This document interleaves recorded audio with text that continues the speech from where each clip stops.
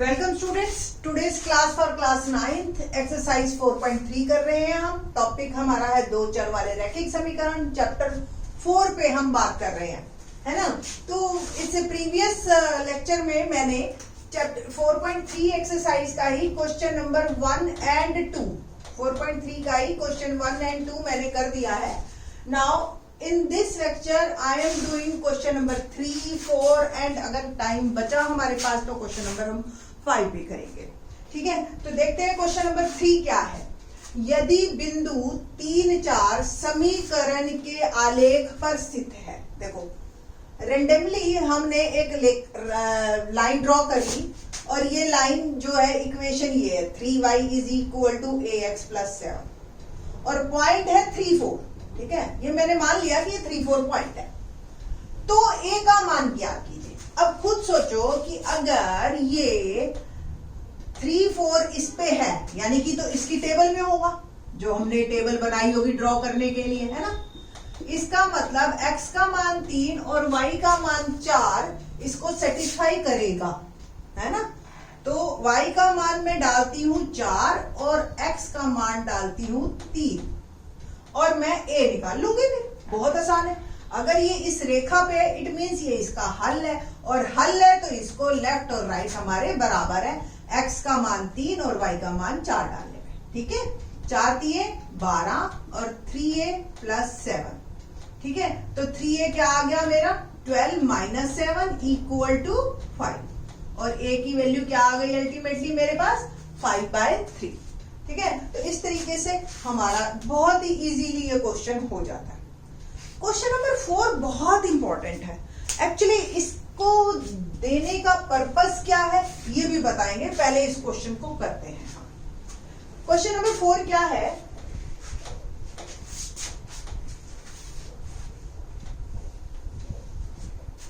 Fourth question कहता है कि एक नगर में टैक्सी का किराया निम्नलिखित है। पहले किलोमीटर का किराया 8 रुपए है और उसके बाद की दूरी के लिए 5 रुपए प्रति किलोमीटर। तय की गई दूरी x के लिए y रुपए किराया हो तो इसका समीकरण लिखिए। चलो ये तो बात की बात है। जनरली जब मैं क्लास में ये क्वेश्चंस करवाती हूँ ना, तो मैं सिंपल सा एक क्वेश्चन पूछती हूँ बच्चों से।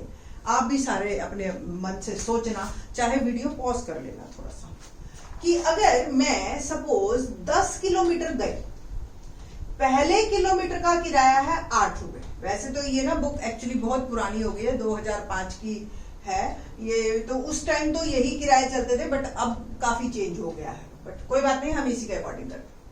और बाकी के जितने भी किलोमीटर में गई उसका हर किलोमीटर का किराया 5 रुपए देना है मैंने। अब 10 किलोमीटर में बाकी कितने बच गए 9 किलोमीटर। हर किलोमीटर का 5 रुपए प्रति किलोमीटर, हर किलोमीटर का 5 रुपए।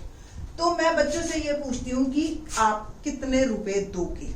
ठीक है, क्लास में मैक्सिमम बच्चे, मैक्सिमम गर्ल्स स्कूल में पढ़ाती हूँ, तो मैक्सिमम गर्ल्स मुझे आंसर दे देती है 53 रुपीज। ठीक है, अब क्वेश्चन इसके बाद ये राइज होता है कि आपने इसको किया कैसे। तो बच्चे मेरे को 2 तरीके से आंसर देते हैं।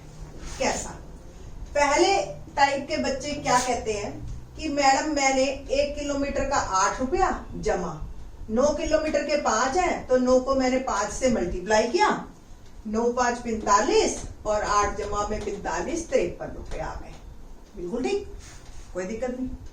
जो थोड़े से स्मार्ट बच्चे होते हैं ना, वो पता क्या करते हैं, वो सिंपल सा ये सोचते हैं कि 1 किलोमीटर के 3 रुपए तो फालतू है ना, बाकी तो 5 रुपए तो हर किलोमीटर पे देने ही देने हैं।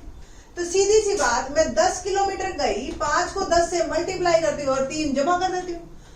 ठीक है ना, तो ये भी 53 होते हैं। बट ये तरीका क्यों स्मार्ट है ये बताते हैं आप आपको। अब आपको 20 किलोमीटर पे जाना है तो 5 × 20 जमा 3। तो मतलब आपको जितने भी किलोमीटर पे जाना है उसको 5 से मल्टीप्लाई कर दीजिए और 3 ऐड कर दीजिए, है ना। इसी तरीके को सिखाने के लिए और आपकी सोच में डालने के लिए हमने ये क्वेश्चन बनाया और आपसे अब बताते हैं कि कैसे इसको सोचना है। क्योंकि टीचर का बेस्ट काम वही होता है जो बच्चे को सोचना सिखाए, है ना। सवाल तो आपकी बुक्स में भी मिल जाएंगे, आपको सॉल्यूशंस भी बहुत मिल जाएंगे। ठीक है, टीचर की अहमियत तभी है जब वो बच्चे की सोच में उस सवाल को डाले। तो क्वेश्चन है कि अगर मैं x किलोमीटर गई तो y रुपए किराया देती हूँ, है ना। यानी कि पैसा हुआ y, पहले किलोमीटर का तो 8 ही है, और अगर x किलोमीटर गई तो कितने किलोमीटर बच गए बाकी के, x माइनस 1। तो पहले वाले बच्चे की तरह मैंने काम तो शुरू वहीं से ही किया कि पहले का 8 और बाकी जो बच गए 9 को मैंने 5 से मल्टीप्लाई किया, है ना।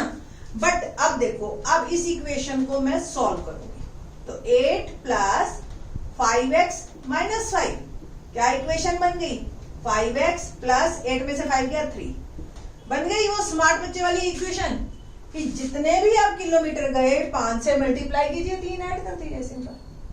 तो दोनों मेथड ठीक है अपनी जगह, किसी को हम गलत नहीं कह रहे। गलत हम कभी भी, कोई भी सोच गलत हो ही नहीं सकती, है ना। सिर्फ एक सोच का फर्क है कि आपने किस काम को जल्दी कर लिया, और एक्यूरेट तो करना ही करना है भाई, गलत तो नहीं करना ना, ठीक है। तो आगे का क्वेश्चन क्या है, रैखिक समीकरण तो मेरा लिखा गया और इसका आलेख भी खींचिए। अब मैं इसका आलेख खींच के बताती हूं आपको कि इसका ग्राफ कैसा बनेगा। तो सिंपल उसी तरह से जैसे पहले हमने किया था, आपको इससे प्रीवियस वीडियो अगर आपने देखी हो तो मैंने ग्राफ बनाना सिखाया था बच्चों को, और सारा प्लॉट भी करना सिखाया था, 1 2 3 4 5। अब देखिए, आप एक बार को पहले मैं टेबल बना लेती हूँ, फिर y को डिसाइड करूंगी कि y को क्या लिखना है। आपको याद है ना, टेबल के सॉल्यूशन कैसे निकालने सिखाए थे हमने, y is equal to 5x plus 3, और x की वैल्यू पहले मैंने डाली 0, ठीक है। अब 0 किलोमीटर पे कौन जाएगा, तो चलो फिर भी डाल लेते, ग्राफ ही तो है, हमने तो ग्राफ प्लॉट करना है ना, ठीक है। तो 0 इंटू समथिंग 0, y का मान क्या आ गया 3, तो x 0 y 3, फिर x 1 तो y 5 इंटू 1 प्लस 3, तो 5 प्लस 3। ये तो हमें पता भी था कि 1 किलोमीटर पे 8 रुपए लग रहे हैं पहले किलोमीटर पे, ठीक है। अगला x की वैल्यू 2, तो y क्या आएगा 5 इंटू 2 प्लस 3, है ना। तो 10 प्लस 3 इट विल बिकम 13। थोड़ा सॉरी मैं बीच बीच में इंग्लिश बोल जाती, ठीक है। तो 2x की वैल्यू 2 और y की वैल्यू 13, ठीक। अब मैंने ये एक्चुअली y मैंने इसीलिए रोका यहाँ पे, पहले वाले क्वेश्चन में मैंने 1 2 3 डाले थे, तो मेरे को 1 2 3 में आंसर था। अब ये बड़े नंबर आ रहे हैं, तो मैं क्या करती हूँ, हर डार्क ग्रीन लाइन को मैं 5 10 15 लिख देती हूँ, और जो स्मॉल स्मॉल लाइन है ना, बिल्कुल जो बिल्कुल बारीक वाली है और लाइट ग्रीन है, हर 2 लाइन को एक पॉइंट दे देती हूँ, 1 2 3 4, ठीक है बेटा। तो इस तरीके से आप 6 7 8 9 11 12 13 ये हमें चाहिए, दैट्स व्हाई मैंने ये लिखा। 0 3, x की वैल्यू 0 और y की वैल्यू 3, देख रहे हो ये पॉइंट, ये आ गया मेरा 0 3, ठीक है। 1 और 8, 1 और 8 ये, 2 और 13 ये। अब आपका ये ग्राफ बन गया, ठीक है ना, ठीक। लाइन की इक्वेशन हमने लिखी, क्या लिखी, y is equal to 5x plus 3। अब इस ग्राफ को बनाने का फायदा क्या है, क्या जरूरत पड़ी है हमें लिखने की। तो अब देखिए, कोई 5 किलोमीटर जाएगा तो इस ग्राफ से डिसाइड हो जाएगा कितने रुपए देगा, है ना। तो इस तरीके से ग्राफ हमारी काफी हेल्प करता है आगे के फर्दर क्वेश्चंस को करने में। अब पहली बात जो मैंने आपसे ये कही थी कि ये क्वेश्चन हमने डाला क्यों, तो मेजर बात ये थी कि हम ये बताना चाहते हैं बच्चों को कि लाइन ऐसे भी स्टार्ट हो सकती है, यहां से देखो, यानी कि 0 पे कोई जरूरी नहीं हमेशा 0 वैल्यू हो, ग्राफ ऐसे भी स्टार्ट हो सकता है आपका, दैट्स व्हाई ये ग्राफ हमने डाला क्वेश्चन में, ठीक है ना। क्वेश्चन नंबर 5 करते हैं अब हम। 5 तो बहुत ही इंटरेस्टिंग क्वेश्चन है एक्चुअली। 5 क्या होता है बेटा, कोई भी जब कोई चीज सिखाई जाती है ना, तो हमेशा 2 तरीके से सिखाई जाती है। पहला सीधा सीधा आपको इक्वेशन दी, ग्राफ बनाओ। अब जब आप उसका उल्टा भी सीख जाते हो ना कि ग्राफ दे रखा है और इक्वेशन चेक करो कि ये है या नहीं है, तब एक्चुअल में आप उस कंसेप्ट को क्लियर करते हो, आपको वो कंसेप्ट समझ आता है, ठीक है।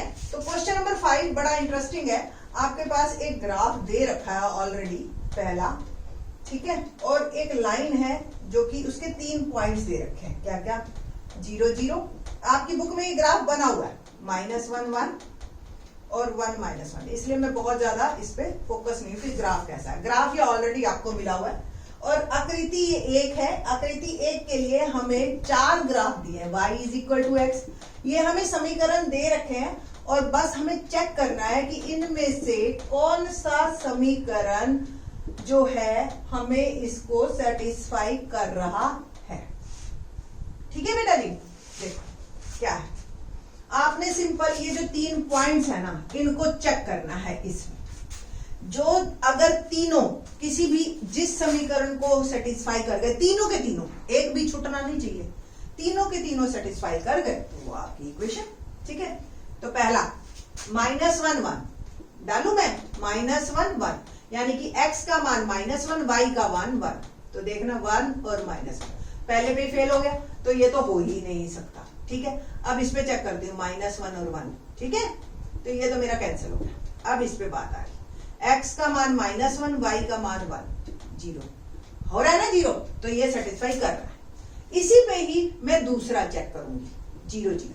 अब x का मान 0, y का मान 0, तो भी ये 0 जमा 0 आ गया लेफ्ट और राइट बराबर, तो ये भी सेटिस्फाई कर गया। तीसरा फिर चेक करके देखते हैं, 1 -1, तो x का मान 1 और y का मान -1, और ये भी सेटिस्फाई कर गया।